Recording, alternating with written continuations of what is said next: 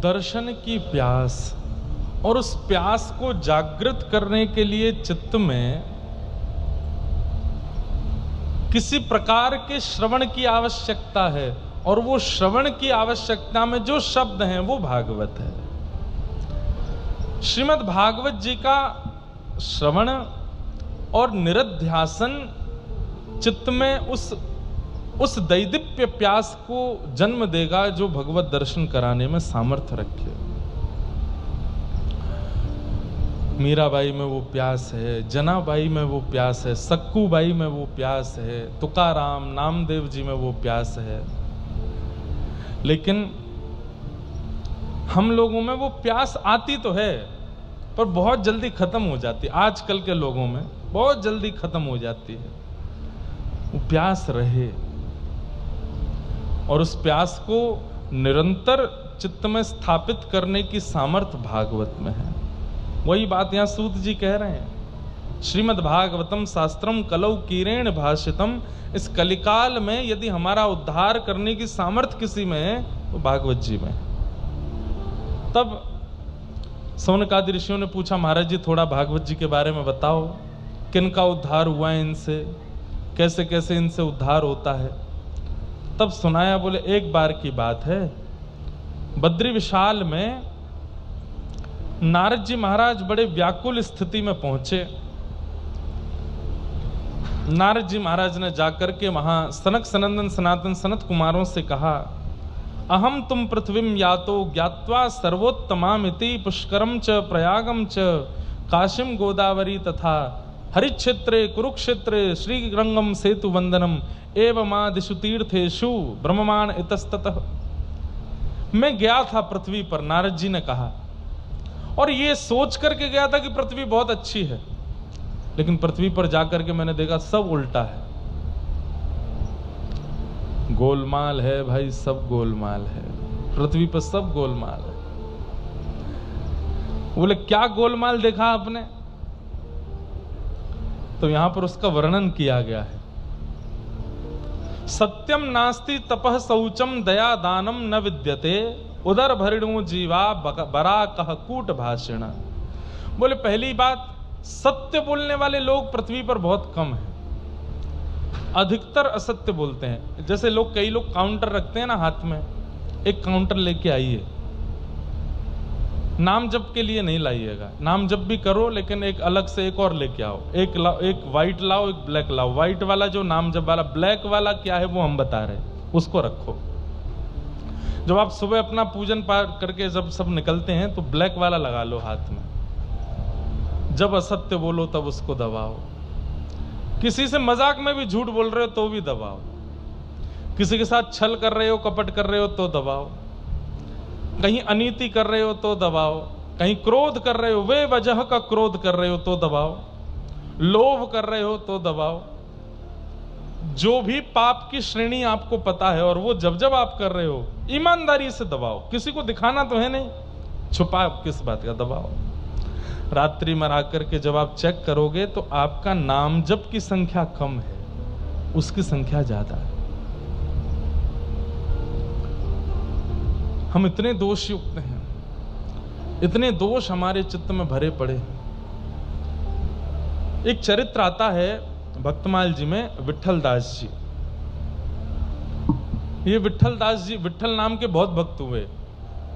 श्रीमद् वल्लभाचार्य जी के पुत्र भी विट्ठल हुए, हितरवंश महाप्रभु के शिष्य भी विट्ठल हुए, पर ये विट्ठल जी अलग हैं। ये मथुरा के एक चतुर्वेदी ब्राह्मण थे विट्ठल। इनके पिताजी जो थे वो राजा के कुल पुरोहित थे, पिताजी और चाचा जी दोनों कुल पुरोहित थे। तो इन्होंने बाल्यकाल में एक दिन क्या देखा कि इनके पिता और चाचा दोनों लड़ रहे थे आपस में। किस बात पे लड़ रहे थे? बोले राजा ने उत्सव के बधाई के रूप में कुछ दक्षिणा दी और कहा आधा आधा कर लेना, और उसके आधे आधे के चक्कर में दोनों में लड़ाई हो गई। इतनी लड़ाई हुई कि बस पूरा मोहल्ला इकट्ठा हो गया, परिवार इकट्ठा हो गया, कोई रोकने टोकने नहीं आया। लड़ते लड़ते एक स्थिति पर दोनों ने एक दूसरे के प्राण हरण कर लिए। और इन्होंने बाल अवस्था में वो देखा कि मेरे पिताजी और चाचा दोनों संपत्ति के पीछे लड़ करके मर गए। बोले संपत्ति के पीछे मैं नहीं भागूंगा, जिसने मेरे पिता और चाचा के प्राण हरने, ये तो संसार का सर्वनाश करता है। लाला को जगा दो। नहीं भजन ही कर रहा। हाँ लाला ताली से भजन चल रहा है। थक गए होंगे बेचारे, अब तुम सामने ही बैठे तो हमको नींद आ रही तुमको देख। कोई बात नहीं, हाँ चलता है, पर सोने वाले पीछे वाली सीट पर बैठते हैं, आगे वाली पर नहीं। वो बेचारे स्कूल के कॉलेज के बच्चे हैं, कहीं से पढ़ा के आए होंगे, थक गए होंगे। बोले दिन भर तो टीचर पढ़ाते हैं, शाम को ही महाराज जी पढ़ा रहे हैं। एक कैमरा वाले भैया क्यों दिखा रहे हो बेचारे को? नहीं देखो, तुम नहीं देखे हो, संग में 4 दिखे, अब लोग ढूंढते रहेंगे चारों में से कौन सा सो रहा था। क्या बता रहा था मैं? विट्ठल जी। तो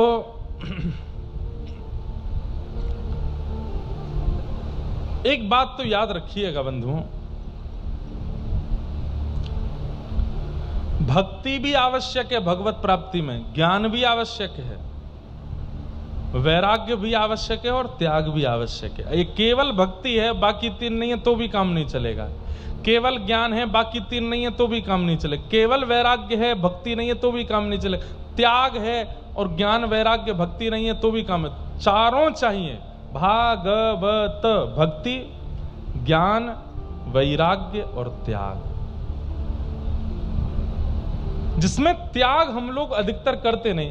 हमारी दीक्षा में पंच संस्कार होते हैं, तो पंच संस्कार में पहले तप्त 2 मुद्राएं, यहां गर्म मुद्राएं दी जाती, शंख चक्र, दूसरा पुंड्र तिलक, तीसरा मंत्र, चौथा नामकरण, नया नाम रखा जाता है, और 5वां याग।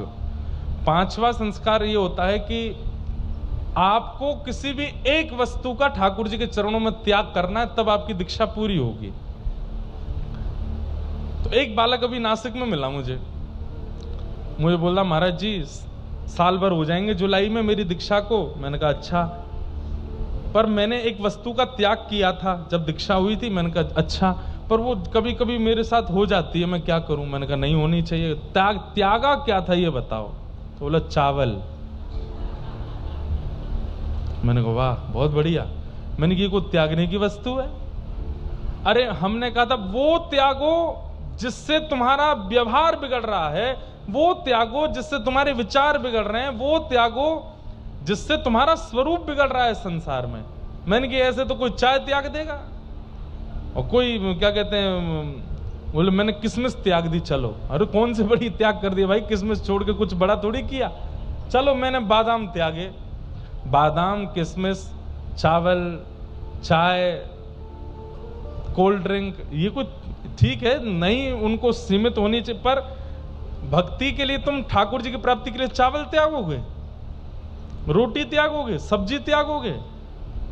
अरे नहीं, इससे अच्छा दुर्व्यवहार का त्याग करो। फिर हमने उसको समझा, मैंने कि भाई चकाचक चावल पा, मैंने जगन्नाथपुरी जाएगा क्या पाओगे, वहां तो महाप्रसाद ही मिलता है। लेकिन त्याग बहुत जरूरी है, एक वस्तु का त्याग करो। हां, एक त्याग है पोशाक।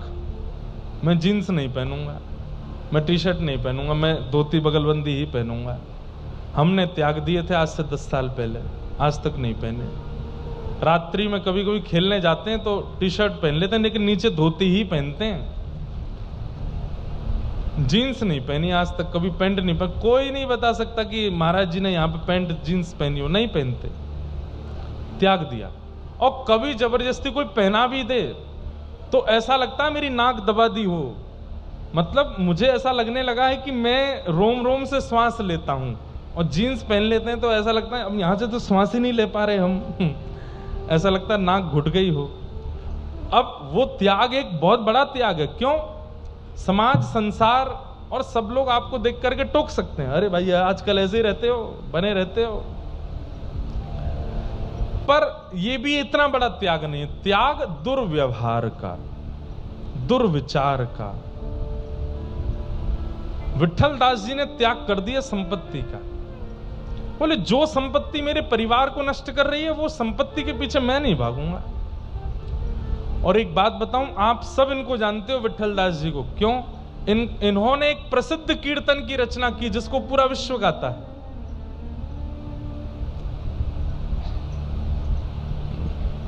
गोविंद बोलो हरि गोपाल बोलो, गोविंद बोलो हरि गोपाल बोलो, गोविंद बोलो हरि गोपाल बोलो, गोविंद बोलो हरि गोपाल बोलो।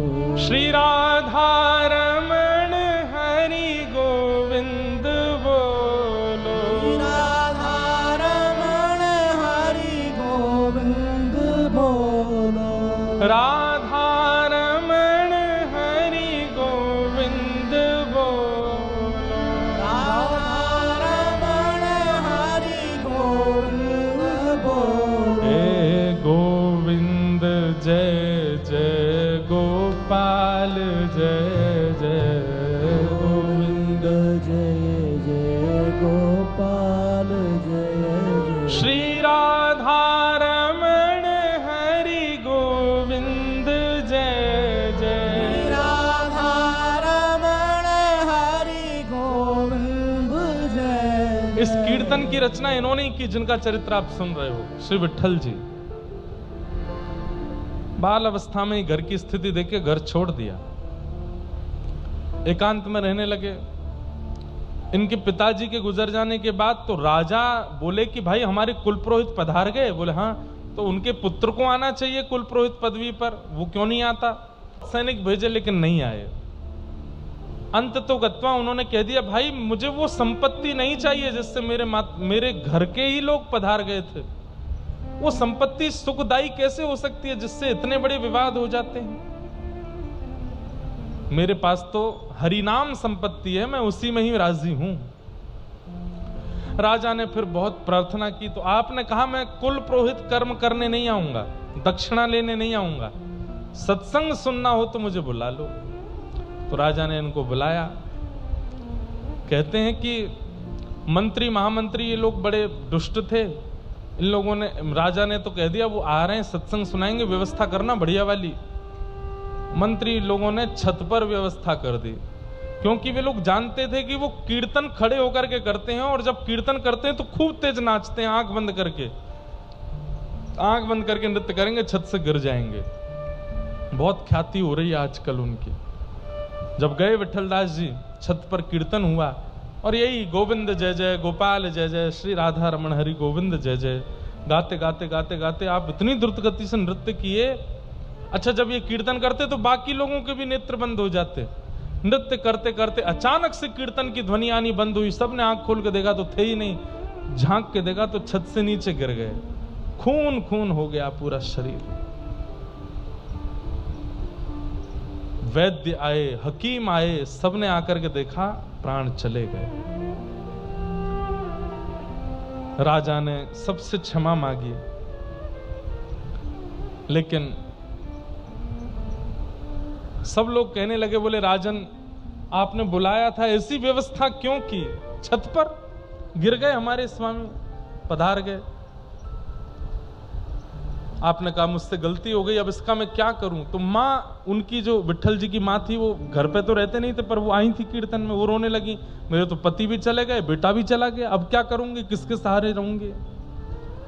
तो राजा ने कहा माँ, आपके शेष जीवन में जितना धन लगेगा सब राजकोष से आएगा, और अभी के लिए इतनी संपत्ति मैं आपको दे रहा हूं। मेरे राज परिवार में ये घटना हुई है, इसका पूरा दंड मैं अपने ऊपर लेता हूं, ये लीजिए धन। खूब सारा धन धान्य दे दिया। विठल जी का ब्याह भी हो गया था, उनकी पत्नी भी रोने लगी, मेरे भी पति चले गए, उनको भी धन दे दिया। लौट करके जब विठल जी का शव लेकर के आए, एक व्यक्ति वहां बैठा था जो विठल जी के संग कीर्तनों में जाता था। उसने कहा मुझे लगता नहीं है कि इनके प्राण गए हैं। तो सबने कहा अरे चले गए भाई प्राण, ये तो ऐसे ही बोल रहे हैं, तुम अर्थी लगाओ, वहां पर शमशान में व्यवस्था करो।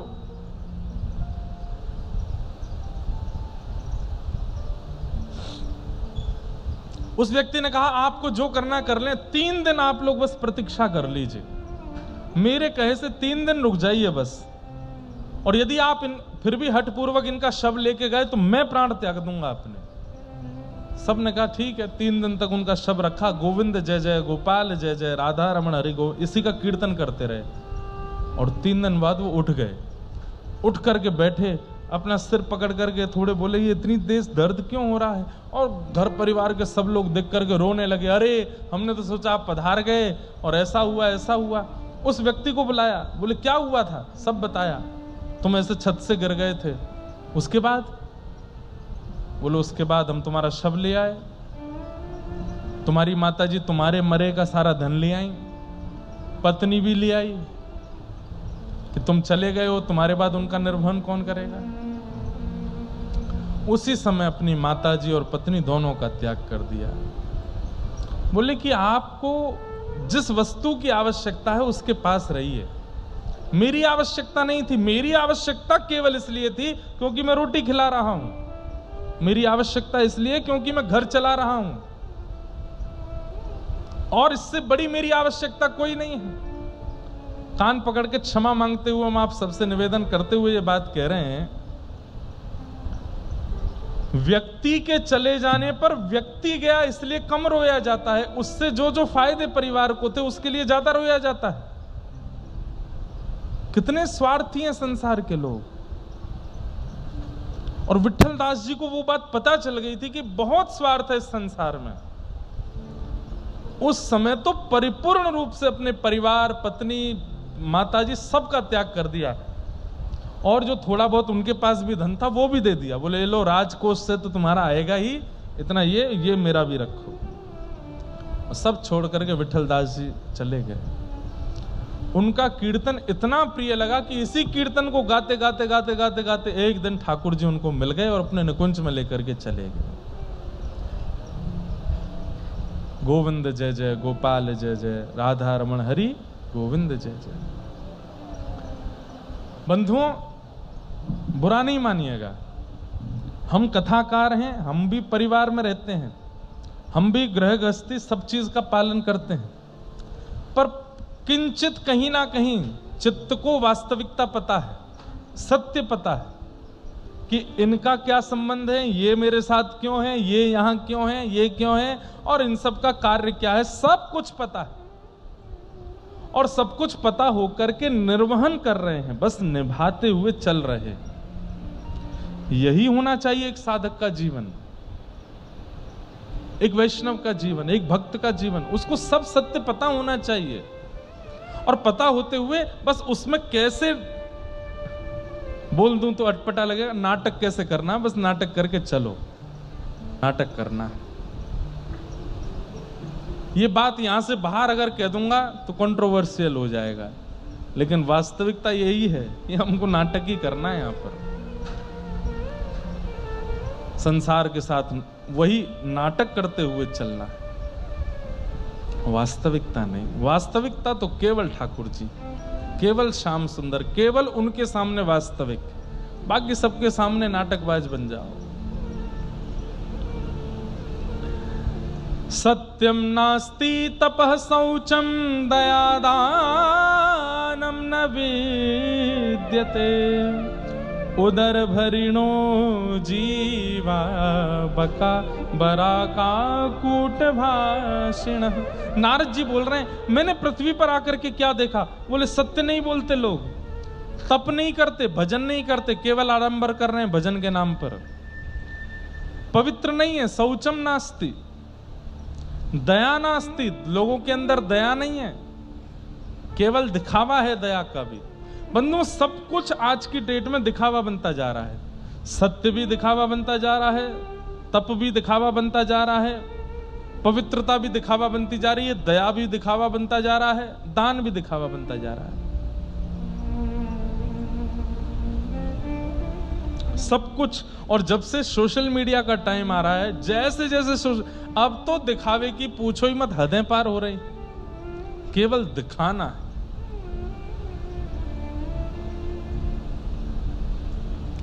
नहीं, उसकी वास्तविकता में रहो। अभी हम दत्त धाम में थे, वहां सबके फोन बंद करा दिए, जितने लोग आए थे। किसी को भी फोटो खींचना अलाउ नहीं, वीडियो बनाना अलाउ नहीं, केवल भक्ति पथ और दत्त धाम से ही बनेगा जो बनेगा, और उतना ही दिखाया जाएगा संसार को जितना संसार देख सकता है। कई वहां ऐसी गतिविधियां थी जो वहां लोग रह रहे थे उनको पता है, जो बाहर नहीं आई, जो अंदर ही रही। क्यों? क्योंकि संसार भी पचा नहीं पा रहा है, संसार भी उस विषय को ग्रहण नहीं कर पा रहा है, और लोग बाग दिखावे में कोई कमी छोड़ नहीं रहे हैं। कुछ चीजें गोपनीय रखनी बहुत जरूरी है। हमारे गिरधर लाल जी के नित्य दर्शन नहीं मिलेंगे आपको, बहुत कम, कभी कभी कोई दर्शन आ जाए तो ठीक, नित्य दर्शन नहीं डालते कहीं भी। कई बार घर के अंदर कितने बड़े बड़े मनोरथ लाल जी के होते हैं, किसी को नहीं पता चलता, कानों कान भी नहीं खबर पड़ती कि लाल जी का उत्सव हो गया। सब कुछ बताने का नहीं होता, सब कुछ प्रचार का नहीं होता, क्योंकि इस संसार में आप जैसे प्रचार अगर लग गया ना आपको, ये बात हम सत्य बता रहे हैं, प्रचार यदि लग गया आपके शरीर को तो आप इतने ज्यादा उसके आदी हो जाओगे। आज व्यक्ति को रोटी ना मिले चलेगा, आज व्यक्ति को पानी ना मिले चलेगा, फॉलोअर्स नहीं मिल रहे तो फांसी से लटक रहे हैं, मेरे फॉलोअर्स नहीं बढ़ रहे, मेरे को लोग पसंद नहीं कर रहे, मेरे ये नहीं हो रहा। बहुत खतरनाक जीवन है। मुझे तो लगता है इस कलयुग के राक्षस यही हैं, एक दिन यही राक्षस बन जाएंगे। व्यक्ति का जीवन बिना सोशल मीडिया के है ही नहीं। 90% हम लोग सोशल मीडिया में रहते हैं, प्रत्यक्ष संसार में तो हमारा इन्वेस्टमेंट केवल 10% रह गया है। 6:30 बजे से कथा प्रारंभ हुई है, ये शायद आज के दिन में पहली बार होगा ऐसा आप लोगों के साथ कि आप लोग ऐसे बैठे हो, नहीं तो ऐसे ही बैठे रहते हो, यहां से गर्दन झुकी ही रहती है, अभी आप ऐसे बैठे हो। लेकिन नहीं तो लोग खाली ऐसे ही रहते हैं, नीचे ही रहते हैं, सबको झुका दिया अपने आगे।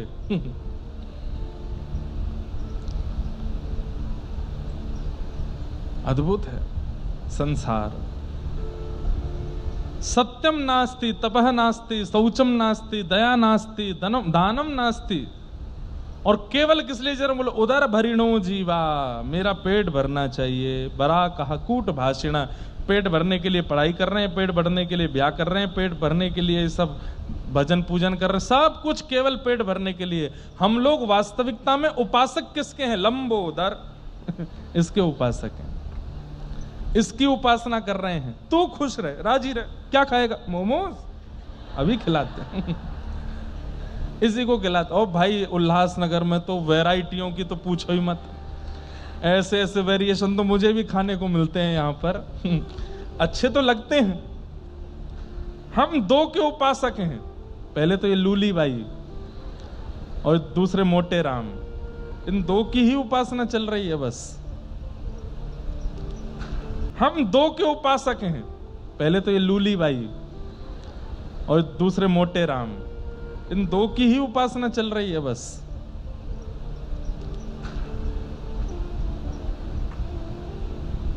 पीने को 56 प्रकार के आइटम है, खाने को 56 भोग उस समय लगे थे भगवान के, अब 56 नहीं है, अब तो 56 प्रकार के पानी पिला देते हैं टिकिया वाले, पानी पूरी वाले।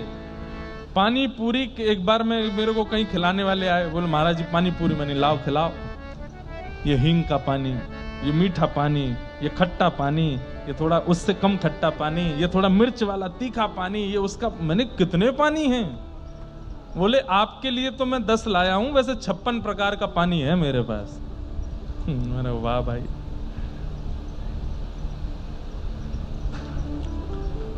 गोस्वामी तुलसीदास जी विनय पत्रिका में एक पद गाते हैं, जो मोहे राम लागते मीठे, जो मोहे राम लागते। देखो हम भी खा लेते हैं, हम भी पानी पूरी पाते हैं, हमें भी कुछ बढ़िया सात्विक बनाया जाए, ठाकुर जी भोग लगे तो पाते हैं, पर उसके पीछे नहीं पड़े रहते कि यही चाहिए, यही खाना है, नहीं तो नहीं चल।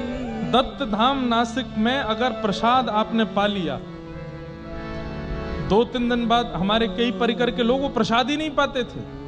क्यों? सात्विक है, बिल्कुल सात्विक, सामान्य प्रसाद। 30 दिन 2 समय वही प्रसाद पा करके रहे। इस पे कोई अभिमान नहीं कर रहे हैं, पर एक बात बता रहा हूं, कई लोग इसलिए डर के मारे, हमारी परिकर के 1-2 लोग तो दत्तधाम आए नहीं। क्यों? वहां प्रसाद बड़ा सिंपल मिलता है, सामान्य मिलता है। भैया तुमको राम नाम मीठा लगा नहीं है, कृष्ण नाम मीठा लगा नहीं है, गुरु नाम मीठा लगा नहीं है, इसलिए संसार के रसों में भटक रहे हो। गोस्वामी तुलसीदास जी कह रहे हैं, जो मोहे राम लागते मीठे, जो मोहे राम लागते मीठे, तो 60 रस सब रस रस अनरस, तो 60 रस सब रस रस रस, तो 60 रस अनरस तब रस रस, तो रस तो 60 रस सब रस रस अनरस, है जाते सब सीठे, है जाते सब सीखे, जो मोहे राम लागते मीठे, जो मोहे राम लागते। हमारे व्रज के एक महात्मा, अब सोचिए, जिनको कृष्ण नाम लग जाता है, राम नाम लग जाता है, राधा नाम जीभ पर लग जाता है, पर उनको संसार की विषय वस्तु देखने की इच्छा नहीं होती। पवा दो, कोई बात नहीं, पा लेंगे थोड़ा रस के लिए, लेकिन उसी के पीछे ही पड़े रहें, ऐसा नहीं। वड़ा पाव के लिए पागल हैं लोग बंबई में, क्या मिल रहा है उसमें? मैंने एक बात कहीं कथा में सुनाई थी, एक हमारे प्रेमी वृंदावन में, वो बोले कहाँ हो? मैंने बंबई।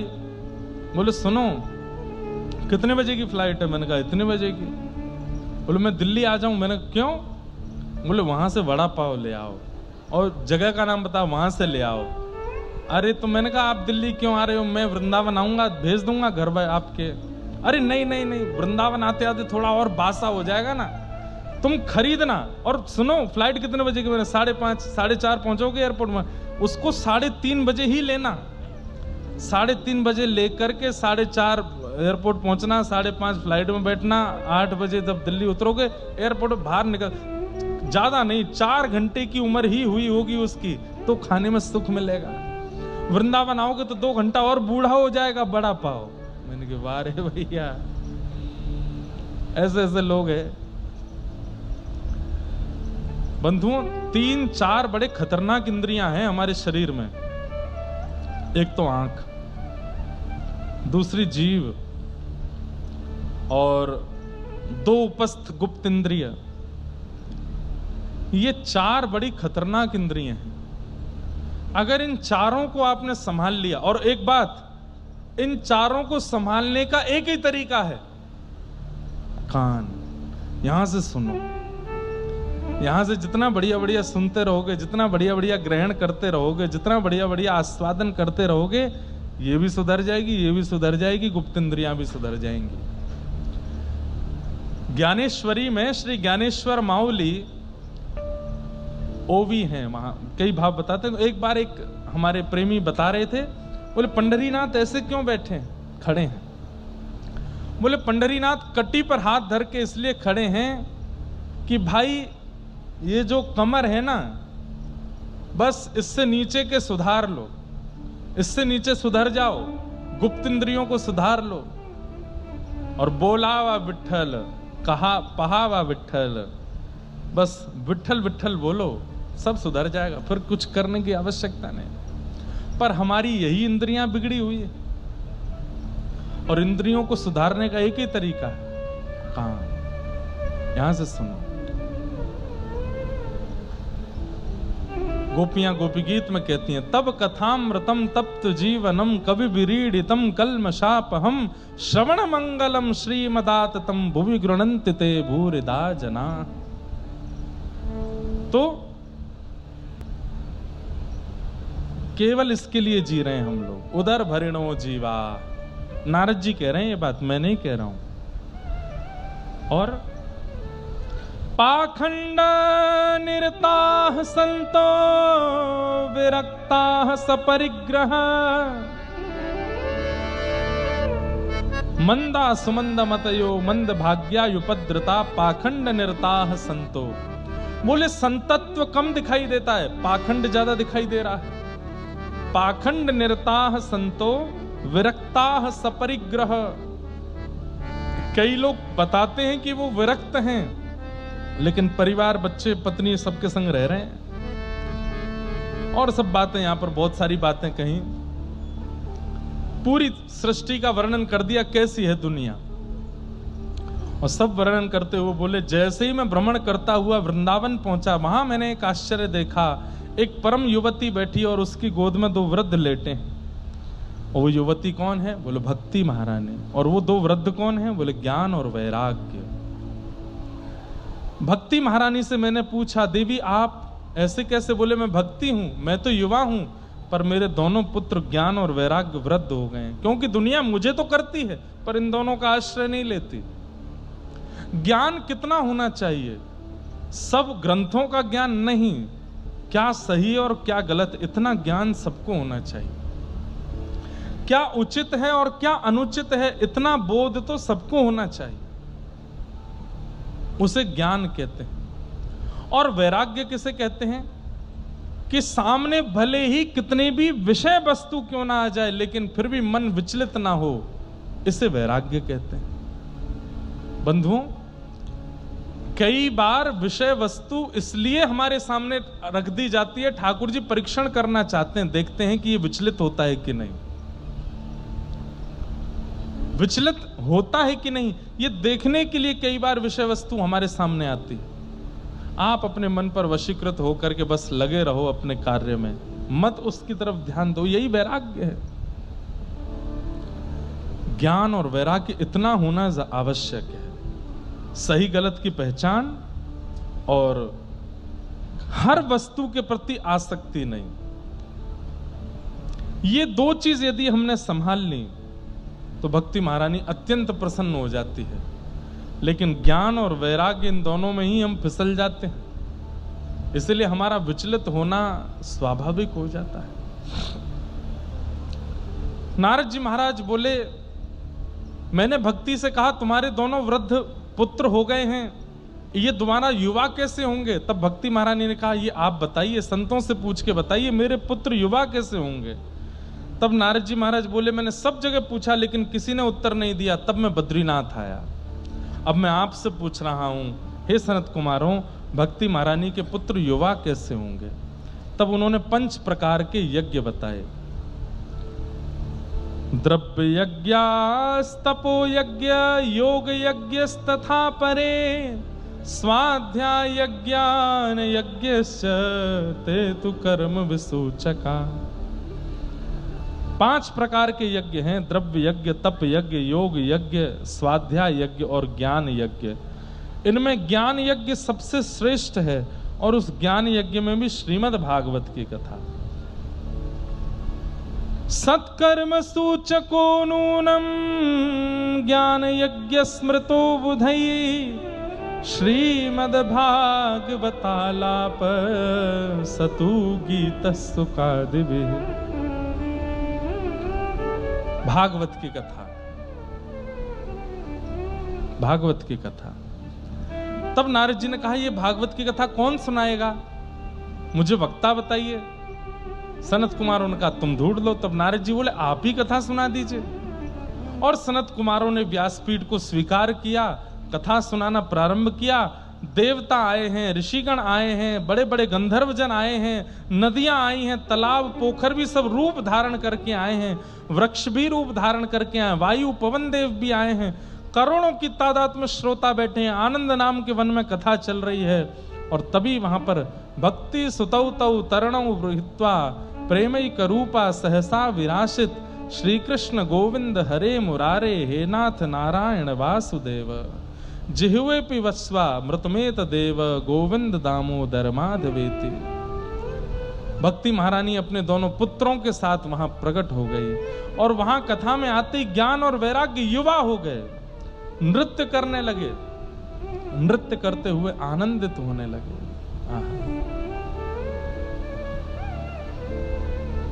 नृत्य करते हुए आनंद हो गए।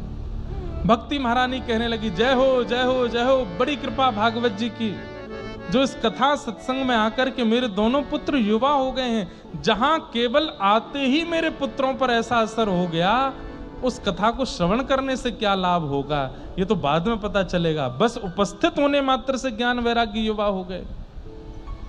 अब मैं कहां बैठूं इस कथा में, कृपा करके मुझे बता। तब नारद जी ने कहा, हे भक्ति महारानी, आपके लिए एक सबसे श्रेष्ठ स्थान है। बोले क्या? कि भक्तेषु गोविंद स्वरूप कर्त्री, प्रेमयी कधर्त्री, भवरोग हंत्री, सात्वां चतिष्ठ स्वसुधैर्य संशया, निरंतरम वैष्णव मानसानी। हे भक्ति महारानी, आप जितने भी वैष्णव श्रोता बैठे हैं, इन सबके चित्त में जाकर के विराजमान हो जाओ। क्यों? आपके चित्त में विराजने से क्या होगा? सकल भुवन मध्य निर्धनास्ते धन्या, निवसति हृदि तेषां श्री हरेर्भक्तिरेक, हरिरपि निजलोकं सर्वथा तो विहाय, प्रविशति हृदि तेषां भक्ति सूत्रोपनद्ध। बंधुओं, कितनी सुंदर बात यहां नारद जी बता रहे हैं कि भगवान का सूत्र जो है वो लक्ष्मी से बंधा है। गठ जोड़ा बोलो, जैसे विवाह होते समय वर और वधू का गठ जोड़ा हो जाता है, तो ठाकुर जी का गठ जोड़ा हो रखा है लक्ष्मी जी से। लेकिन अधिकतर कैसे चलते हैं? ठाकुर जी आगे आगे चलते हैं, लक्ष्मी पीछे पीछे चलती है, और लक्ष्मी के पीछे पूरा ब्रह्मांड चलता है। मैं भी लक्ष्मी के पीछे, आप भी लक्ष्मी के पीछे, संसार का हर व्यक्ति लक्ष्मी के पीछे ही चल रहा है, सबको लक्ष्मी चाहिए। तो लक्ष्मी के पीछे चलने वालों को ठाकुर जी का दर्शन नहीं हो पाता। क्यों? क्योंकि लक्ष्मी के आगे ठाकुर जी चलते हैं। हाँ, लक्ष्मी किसी को कृपा कर दे तो पकड़ करके यदि अपने आगे कर दे, तो लक्ष्मी अगर अपने आगे किसी व्यक्ति को कर दे तो ठाकुर जी का दर्शन हो सकता है। लेकिन यहां पर नारद जी महाराज एक और बढ़िया सूत्र बता रहे हैं। बोले ठाकुर जी के एक गठ जोड़ा नहीं है, दो हैं। बोले एक लक्ष्मी के साथ है और एक भक्ति के साथ है। लेकिन यहां पर कैसे चलते हैं? बोले सबसे पीछे लक्ष्मी, लक्ष्मी के आगे ठाकुर जी और ठाकुर जी के आगे भक्ति। अब देखो क्या कह रहे हैं। बोले व्यक्ति लक्ष्मी के पीछे भागेगा, लक्ष्मी कृपा करके अगर चाहेगी तो अपने आगे ले लेगी, तो ठाकुर जी के पीछे हम हो जाएंगे। लेकिन यदि हम भक्ति के पीछे चलने लग जाएं, तो भक्ति क्या करती है? भक्ति उस बालक को पकड़ करके अपने आगे रखती है। तो फिर स्थिति क्या हो जाती है? बोले सबसे आगे भक्त, भक्त के पीछे भक्ति, भक्ति के पीछे भगवान, भगवान के पीछे लक्ष्मी। अनुब्रजाम में हम नित्यम पूये ये तन्य रेणु विहि। सीधी बात धीमे से बोल दूं, हमें ठाकुर जी के पीछे नहीं चलना है, ऐसा भजन करना है कि ठाकुर जी हमारे पीछे पीछे चले। हरि पाछे पाछे फिरे, हरि संग संग लगे रहें। मीराबाई का एक पद है, ओ माई मेरे श्याम लगो संग डोले, माई मेरे श्याम लगो संग डोले।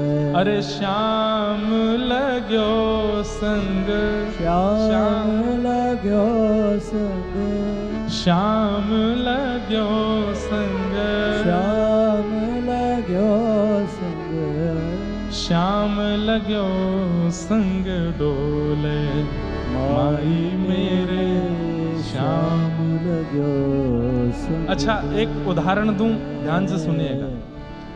हम घर पे किसी काम करने वाले को रख दें, रोटी बनाने वाले हों, झाड़ू पोंछा करने वाले हों, प्रारंभ में हम स्वामी की तरह रहते हैं और वो सेवक की तरह, लेकिन धीरे धीरे वो सेवक इतनी बढ़िया सेवा करता है, घर चमचमा के रखता है, रोटी इतनी बढ़िया स्वादिष्ट बनाता है, सब्जी बनाता है, सब सामग्री सिद्ध करता है। एक समय आने पर क्या होता है, अब उसके बिना हम रह नहीं पाते हैं।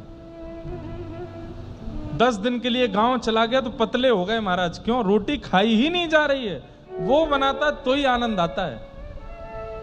ऐसे ही ठाकुर जी की सेवा, प्रारंभ में वो स्वामी रहेंगे, आप दास रहोगे, लेकिन करते रहो करते रहो करते रहो। एक दिन ऐसा आएगा कि आप एक दिन के लिए दूर जाओगे, ठाकुर जी बेचैन हो जाएंगे। और यही तो करना हमें, हम कितने दिन बेचैन रहे उनके लिए, ऐसी स्थिति कर दो ठाकुर जी बेचैन हो हमारे लिए।